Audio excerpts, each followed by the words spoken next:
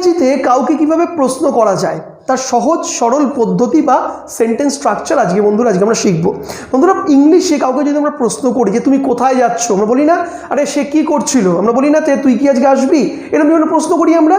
এই প্রশ্নগুলো আমরা ইংলিশে কি করে করবো, মানে বাংলায় তো খুব কনফিডেন্টলি বলে দিই যে চল আজকে তুই কি যাবি, তুমি কি আজকে বিরিয়ানি রান্না করেছো, বাবা তুমি কি আমার টাকা দেবে, এরকম প্রশ্ন করি। কিন্তু ইংলিশে যখন এই সেন্টেন্সগুলো আমরা করতে যাই বা সেন্টেন্স কনস্ট্রাকশন করতে যাই, মানে প্রশ্ন করতে যাই, তখন কিন্তু বেজায় সমস্যা হয়ে যায় যে কীভাবে সেন্টেন্সের স্ট্রাকচারটা কী হবে সেটা আমরা বুঝে উঠতে পারি না। তো বন্ধুরা, প্রশ্নবোধক বাক্য করার মূলত তিনটে স্ট্রাকচার রয়েছে, তিন ধরনের রুল রয়েছে, সিস্টেম রয়েছে। এই তিনটে সহজ স্ট্রাকচার তুমি যদি বুঝে যাও, সারা পৃথিবীর সারা বিশ্বের যে কোনো সেন্টেন্সকে তুমি যদি প্রশ্নবোধক বানাতে চাও, তুমি একদম তুড়ি মেরে প্রশ্নবোধক বানিয়ে নেবে। তাই বুঝতে পারছো, ভিডিওটা কিন্তু খুব ইজি, ভিডিওটা খুব ইম্পর্টেন্ট, একদম সহজ ভাষা আমরা বুঝবো, উদাহরণ দিয়ে বুঝবো। তাই চলো সময় নষ্ট না করে ভিডিওটা শুরু করবো। তার আগে ছোট্ট একটা অনুরোধ, যারা এখনও আমার চ্যানেলটি সাবস্ক্রাইব করেনি, spoken English grammar writing portion শেখার জন্য জলদি চ্যানেলটি খুবই সাবস্ক্রাইব করে নাও। তো চলো শুরু করি। আমরা সবার আগে জানবো স্ট্রাকচার 1, এটা হচ্ছে আমাদের 1 নম্বর স্ট্রাকচার আমরা শিখবো। দেখো, স্ট্রাকচার 1 হচ্ছে যে বাক্যটিকে আমরা মানে প্রশ্নবোধক করতে চাচ্ছি, যেই বাক্যটিকে আমরা কোশ্চেন করতে যাচ্ছি, দেখতে হবে সেই বাক্যটির মধ্যে কোনো হেল্পিং ভার্ব বা সাহায্যকারী ক্রিয়া আছে নাকি। এবার হেল্পিং ভার্ব কোনগুলো একটু বলে নিই। Am, is, are, was, were, shall, will, have, has, had, etc. এগুলো সব হেল্পিং ভার্ব বা আরও মোডাল ভার্ব 16-17 রকমের রয়েছে। মোডাল ভার্ব হচ্ছে ক্যান, কুড, শ্যাল, শুড। আমার ভার্ব নিয়ে একটা আলাদা বিস্তর ডেসক্রাইবড চ্যাপ্টার রয়েছে, তোমরা গিয়ে সেই চ্যাপ্টারটার প্লেলিস্টে গিয়ে দেখে নিতে পারো। আমি ভার্বে বেশি ডিটেলিংয়ে যাচ্ছি না। যদি দেখো যে এই helping verb am, is, are, was, were, shall, will, have, has, had এগুলো থাকে, বা মোডাল থাকে ক্যান, কুড, ঠিক আছে, মাস্ট, এগুলো যদি থাকে, যেই সেন্টেন্সকে প্রশ্নবোধক করছি, তাহলে কী করতে হবে, ওটাকে আমরা ধরবো, একদমই হেল্পিং ভার্বটাকে আমরা ধরবো এবং সেটিকে বাক্যের একেবারে প্রথমে বা স্টার্টিংয়ে আমরা বসিয়ে দেবো। তাহলে কিন্তু সেটা প্রশ্নবোধক বাক্য হয়ে গেল। আমরা চলো এবার প্র্যাকটিক্যালি করে দেখি, আরেকবার বুঝিয়ে দিই। বাক্যের মধ্যে যদি কোনো হেল্পিং ভার্ব থাকে, এগুলো হচ্ছে মূলত হেল্পিং ভার্ব, বা কোনো মোডাল ভার্ব থাকে, সেগুলো আমরা ধরবো, বাক্যে একদম প্রথমে ধরে বসিয়ে দেবো, তাহলে সেটা প্রশ্নবোধক হয়ে গেল। সহজ না একদম পুরো। তাকে যদি বলি যে সে ঘুমাচ্ছে, তাহলে কী হবে, সে ঘুমাচ্ছে, এটা কোন টেন্স, এটা প্রেজেন্ট কন্টিনিউয়াস টেন্স। কী হবে, she is sleeping.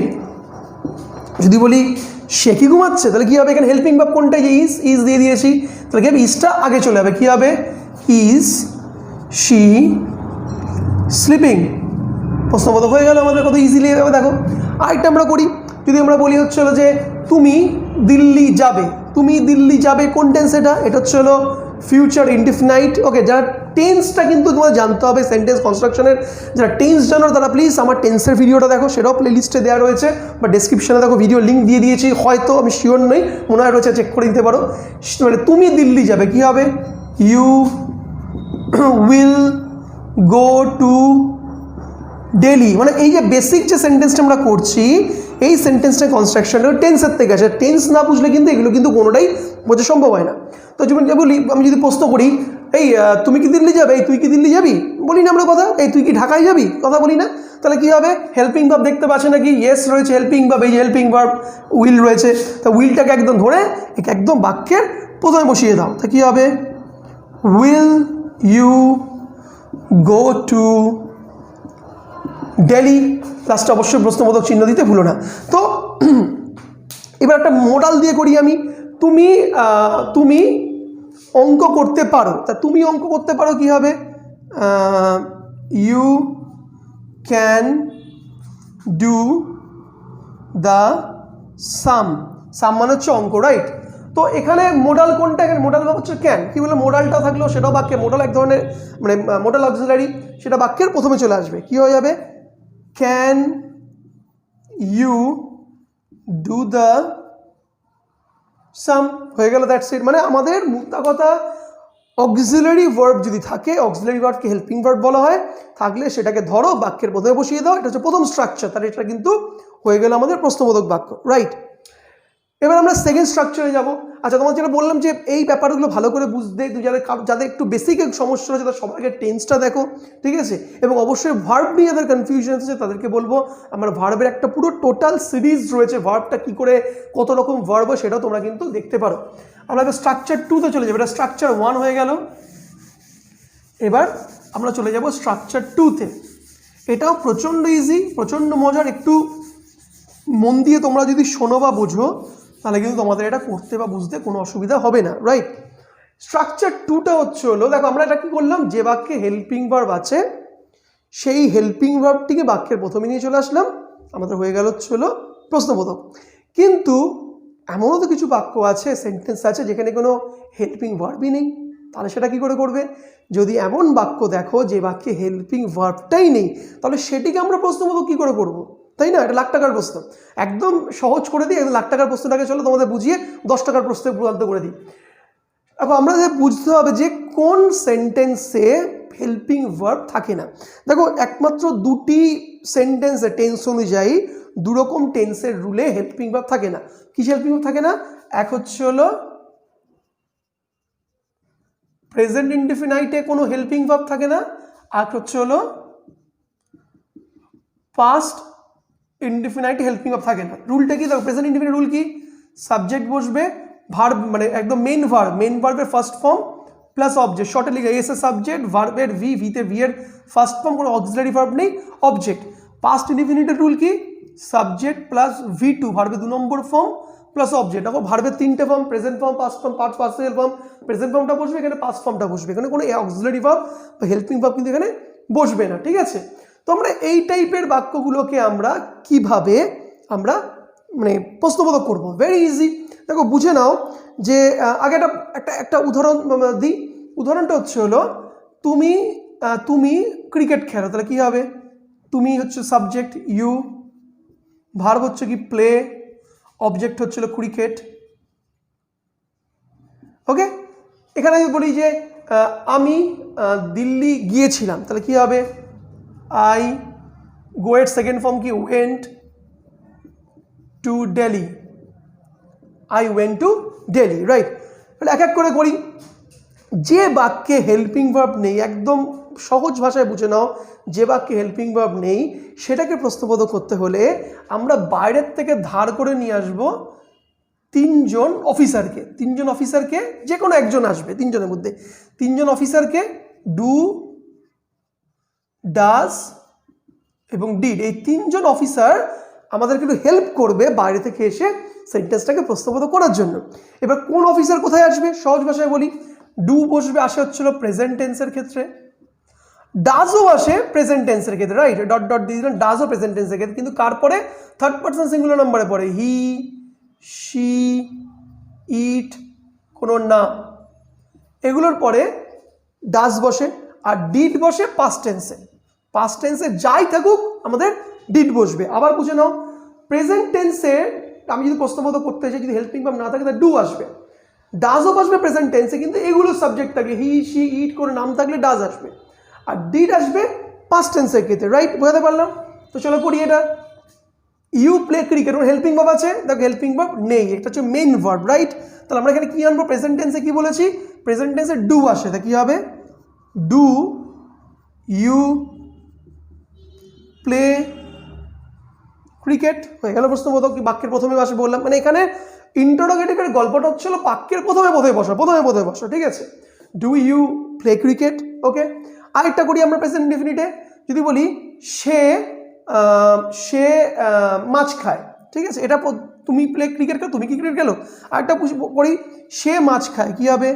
He eats fish, he eats কেন হলো, ইট না হয় এটা থার্ড পার্সন সিঙ্গুলার নাম্বারের জন্য। কি বলছি, টেন্সটা ওই জন্য, যারা টেন্সে গন্ডগোল আছে তারা একটু কিন্তু এদিক ওদিক হয়ে যেতে পারে, তার টেন্সটা দেখতে পারো, কেন থার্ড পার্সন সিঙ্গুলার নাম্বার হলে ভার্বের সাথে এস বাই এস যুক্ত হয়, ওকে? তো এটা হচ্ছে গ্রামারের সূত্র। তো কি বলেছি, এই হি, শি এগুলো থাকলে কিন্তু ডাজ আসবে, তাহলে হেল্পিং ভার্ব এখানে কি আসবে, ডাজ। তা কি হবে, ডাজ হি ইট ফিশ। আচ্ছা, বাট এখানে লোকে একটু গুলিয়ে ফেলে, ইটস এখানে দিলেন, এখানে ইট ইট কেন হল, ইটস কেন? এই যে থার্ড পার্সন সিঙ্গুলার নাম্বারের পরে যে ভার্ব থাকছে একে প্রভাবিত করেও এস বাই এস যুক্ত করে দেয়। এখন এর প্রভাবটা নিয়ে নিল কি ডু, তাই ডুটা ডাজ হয়ে গেল, ডুটা এলো, ডুটা ডাজ হয়ে গেল, আর এই ইসটা ছেড়ে দিল, ঠিক আছে? মানে এটাই যুক্ত হয়ে গেল এর সঙ্গে, ডাজ হয়ে গিয়ে। তো কী হয়ে গেলো, does he it fish, hope so বোঝাতে পেরেছি, ঠিক আছে? এই হয়ে গেল আমাদের ডু এবং ডাজের অ্যাপ্লিকেশন। এবার পাস্টে চলে আসি আমরা, পাস্ট ইনডিফিনিট। দেখো পাস্ট ইনডিফিনিটে কী বললাম, আমি দিল্লি গিয়েছিলাম, I went to Delhi, I went to Delhi. তো পাস্ট এখানে কোনো হেল্পিং ভার্ব আছে নেই। এবার কি বলেছি, পাস্ট টেন্সে যদি হেল্পিং ভার্ব না থাকে বাড়িতে ধার করে কি নিয়ে আসবো আমরা, এই ডিড নামক অফিসারকে ধার করে নিয়ে আসবো, বাক্যে সেটি প্রথমে বসবে। তো কি আসবে আমাদের, ডিড আই, এখানে কি হবে, ওয়েন্ট হবে, did I went to Delhi, না এখানে ওয়েন্ট হবে না, এখানে তখন হয়ে যাবে গো। এটা ইচ্ছা করে আমি ভুলটা করলাম, গো কেন হবে গো, এটা গ্রামারের সূত্র, একটা সেন্টেন্সে কখনো দুটো পাস্টের ফর্ম বা পাস্টের রূপ বসে না। এমনি দেখো এখানে ওয়েন্ট ছিল ঠিক, সে ডিড চলে আসলো, ডিডও পাস্ট ওয়েন্টও পাস্ট চলবে না, ডিড যে আসলো ওয়েন্টার দরকার না, আমরা গো করে দেবো, ভার্বের ফার্স্ট ফর্ম বসিয়ে দেবো, এটা হচ্ছে গ্রামারে বা ভার্বের গ্রামারের সূত্র। তো হয়ে যাবে did I go to Delhi, আমি কি দিল্লি গিয়েছিলাম, এটা লাস্টে অবশ্যই প্রশ্নবোধক চিহ্ন দিতে হবে। আশা করি বোঝাতে পেরেছি প্রেজেন্ট টেন্স পাস্ট টেন্সে কীভাবে আমরা ডু ডাজ ডিডের অ্যাপ্লিকেশন করব। এটা ছিল আমাদের মূলত সেকেন্ড আমাদের স্ট্রাকচার। এবার আমরা যাবো ছিল আমাদের তৃতীয় স্ট্রাকচার, এটা কিন্তু খুব ইম্পর্টেন্ট থার্ড স্ট্রাকচারটি, মানে এটা যদি মানে আগের দুটো না বুঝলে কিন্তু থার্ড স্ট্রাকচারটা বোঝা যাবে না। থার্ড স্ট্রাকচারটা হচ্ছিল সম্পূর্ণ WH, who, which, when, what, where, how, এগুলো দিয়ে কী করে আমরা প্রশ্নবোধক করবো চটজলদি, ঠিক আছে? এটা আমরা শিখে নিই, ভেরি ইজি। এই দুটো যদি ভালো করে বুঝে গিয়ে থাকো তো ওটা বোঝা কোনো ব্যাপারই হবে না, 1 2 3 ইস্যু হবে তোমাদের কাছে, ঠিক আছে? স্ট্রাকচার নাম্বার 3 একদম ভালো করে বোঝো, যে বাক্যকে আমরা WH দিয়ে প্রশ্নবোধক করতে হবে, WH। এবার WH কোনগুলো, WH হচ্ছে হলো হু, কে, হোয়াট, কি, হোয়েন কখন, হোয়ার কোথায়, হুইচ মানে কোন বিষয়বস্তু, এবং হাউ হলো 6টা, 1 2 3 4 5 6।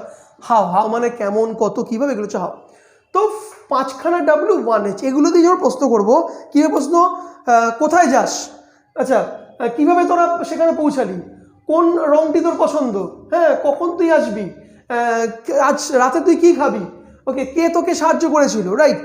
এই WH দিয়ে যখন আমরা বাক্য করবো, এর একদম ইজি ফরম্যাট, মানে এর আলাদা কোনো রুল নেই। এর রুলটা হচ্ছিল আগের দুটো রুলের ঘাড়ে চেপে হচ্ছে এর রুল, আগের দুটো রুলের ঘাড়ে চেপে হচ্ছে রুল। কী করতে হবে, যে বাক্যকে আমরা WH করব সেই বাক্যকে আমরা যেমনভাবে প্রশ্নবোধক করলাম, হেল্পিং ভার্ব থাকলে বাক্যের প্রথমে চলে আসবে, হেল্পিং ভার্ব না থাকলে ডু ডাজ ডিড সেটা বাক্যের প্রথমে চলে আসবে। তারও আগে, তারও সর্বপ্রথমে আমরা WHটিকে আমরা নিয়ে চলে আসবো। আমরা সহজ ভাষা একটা করি, ভেঙে ভেঙে করি। কেন ভেঙে ভেঙে প্রথমে করবে, ডাইরেক্টলি করতে গেলে প্রথমে কিন্তু আমরা একটু ঘেটে ফেলবে, তাই আমরা ভেঙে ভেঙে করি, ঠিক আছে? যদি বলি আমরা কখন তুমি ভাত খাবে, রাইট? তো আমরা কখনটাকে চেপে দিই, কখন ইংলিশ কি, ওয়েন, ওকে? কখনটাকে আমরা চেপে দিই, কি করলাম, তুমি ভাত খাবে, রাইট? এটা নর্মাল, এটা অ্যাসার্টিভ, এটাকে আমরা যদি ট্রান্সলেশন করি কী হবে, কোন টেন্স, এটা হচ্ছে ফিউচার ইনডেফিনিট, তাই কী হবে, ইউ উইল ইট রাইস। তো হেল্পিং ভার্ব রয়েছে, কি বলেছে স্ট্রাকচার 1-এ, হেল্পিং ভার্ব থাকলে সেটা বাক্যের প্রথমে চলে আসবে, তা কী হবে, তুমি কি ভাত খাবে, উইল ইউ ইট রাইস, প্রশ্নবোধক হয়ে গেল। বাট WHটা কী হবে, এরও আগে আমরা বসাবো, কি বলছে আগে, তাহলে কী হবে, when will you eat rice, when will you eat. দেখো ভেঙে ভেঙে করলে কত সহজ হলো। এবার যখন তুমি করতে করতে করতে তোমার স্মুথনেস বা সুইফটনেস চলে আসবে, তখন তোমার মাঝখানের দুটো এক্সট্রা স্টেপ তোমায় করতে হবে না, তুমি একদম লাইনটি দেখার সাথে সাথেই তোমার মাথায় ছট করে ব্লিঙ্ক করবে, আচ্ছা এটা এইভাবে এইভাবে হবে। প্রথম প্রথম কিছু কিছু এইভাবে সহজভাবে তোমরা করো। আরও একটা আমরা উদাহরণ আমরা করি, সেটা কী করতে পারি, সে কোথায় সে খেলছে, কোথায় সে খেলছে, ওকে প্রশ্নবোধক। সেম কোথায়, কোথায় ইংলিশ কি, কোথায় ইংলিশ হচ্ছে হলো ওয়্যার। ওকে, তোমরা কোথায়টাকে চেপে দিলাম, সে খেলছে, সে খেলছে ইংলিশ কি হবে, হি ইজ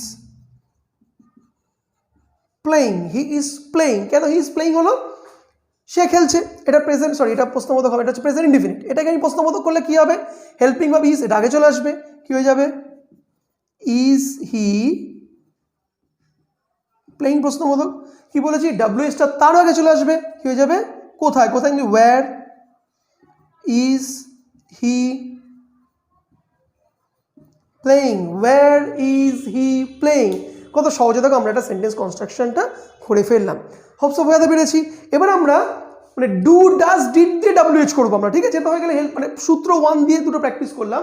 এবার যদি আমরা সূত্র 2 মানে স্ট্রাকচার 2 দিয়ে ডু ডাজ ডিডের সঙ্গে কিভাবে আমরা ডাব্লিউএসটা অ্যাড করবো সেটা আমরা শিখে নিই।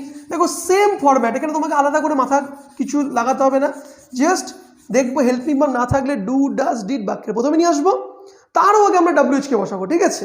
যদি বলা হয় তুমি কি খাও, তুমি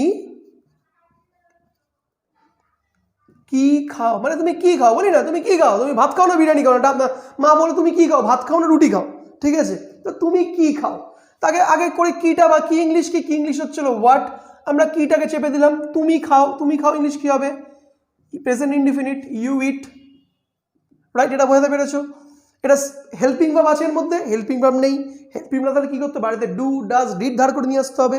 তো প্রেজেন্ট টেন্সে কি আসে, দেখো আমরা সেকেন্ড স্ট্রাকচারে শিখিয়েছিলাম, সেকেন্ড স্ট্রাকচারে কি বলেছিলাম যে আমাদের বাইরে থেকে ডু আসে প্রেজেন্ট টেন্সে, কি আসবে, ডু ইউ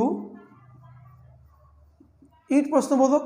তো তারও আগে আমাদের হোয়াট চলে আসবে, ঠিক আছে, হোয়াট ডু ইউ ইট, তুমি কি খাও, what do you eat. Hope বোঝাতে পেরেছি। আমরা যদি বলি যে সে কখন স্কুলে যায়, সে কখন স্কুলে যায়, ঠিক আছে, সে কখন স্কুলে যায়। ওকে, তো নর্মাল কখন ইংলিশ কি, কখন ইংলিশ হচ্ছে হলো ওয়েন। ওকে, কখনটা আমরা চেপে দিলাম, সে স্কুলে যায় কি হবে, হি গোজ টু স্কুল। কেন গোজ হলো, he third person singular number, যেটা টেন্সের রুল অনুযায়ী he third person singular number, he goes to school. তো কি হবে, হেল্পিং ভার্ব হিসেবে কি আসবে, ডাজ আসবে আমাদের, ঠিক আছে, সেকেন্ড স্ট্রাকচারে, does he go to school, does he go to school. তা কি কখন, কখন ইংলিশ কি when, when does he go to school, when does he go to school. সবার আগে আমি ওয়েনটা বসিয়ে দিলাম। হোপসো পুরো মোটামুটি ক্লিয়ার করতে পেরেছি। পাস্ট টেন্সও সেম ব্যাপার, আমি পাস্ট অব্দি আর গেলাম না, মোটামুটি সেমভাবেই তুমি করে নেবে। ভিডিওটা অনেকটাই বড় হয়ে গেছে, প্রায় ধরে নাও 18-19 মিনিট হতে যায়। তো এই ওভারঅল বিষয়টি করে আমরা আশা করি প্রশ্নবোধকের সমস্ত রকমের যা যা হয় হতে পসিবল সব রকমই আমরা করলাম, স্ট্রাকচার 1, স্ট্রাকচার 2, স্ট্রাকচার 3। এরপরেও যদি কোনো কনফিউশন থেকে থাকে জাস্ট আমাকে নক করো, কমেন্টস করো, আমার সেটা চোখে আমি পড়লে আমি অবশ্যই তোমাকে রিপ্লাই করার চেষ্টা করব। তো এই ছিল আজকে ভিডিওটি কেমন লাগলো জানাবে, ভালো লাগলে লাইক করো, আর চ্যানেলটি সাবস্ক্রাইব করে না থাকলে এক্ষুনি সাবস্ক্রাইব করে নাও।